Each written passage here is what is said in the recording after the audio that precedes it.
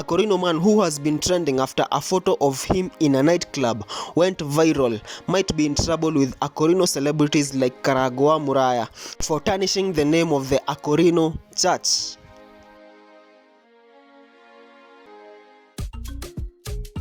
Hapo hivyo nimechini na Holy J.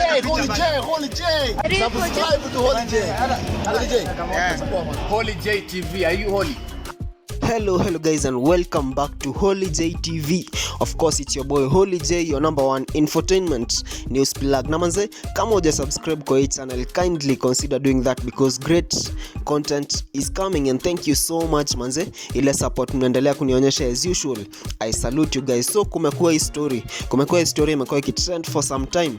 Unakumbuka ile time yenye Quiver Lounge Kennel ilikuwa inafunguliwa. Apart from the drama yenye priest ndo walikuwa na officiate the opening, kulikuwa pia hii picha ili surface online ya Akorino fulani alikuwa uko ndani ya club akikunywa pombe. Guys, hii picha ndio hii hapa hivi unaiona.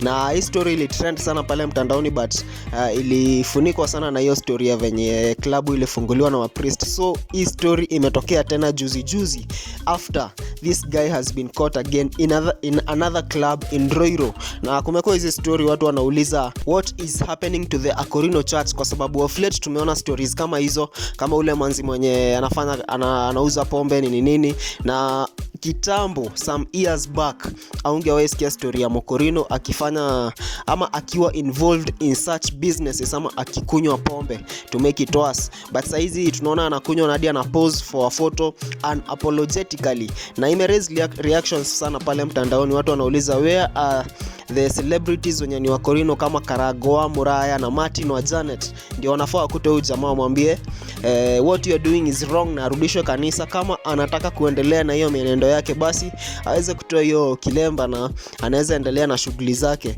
Hivi ndio watu walikuwa wasema pale hivyo mtandaoni. These are not my views. Watu wangu, what do you think about this story? Do you think Karangu, Muraya pamoja na Martin wa Janet na hao Akorino wengine wenye tunawajua kwa hii industry wanafaa kukuta huyu kijana wamwambie what he is doing is not right, ama what will be your advice to this young man? Kwa sababu alionekana hapa hivi Quiver Lounge, and not less than even a month later aliweza kuonekana pale hivyo at a club in Ruiru akiwa ameshika hasa pombe vizuri, na anaonekana hapo hivyo akiwa mlevi sana.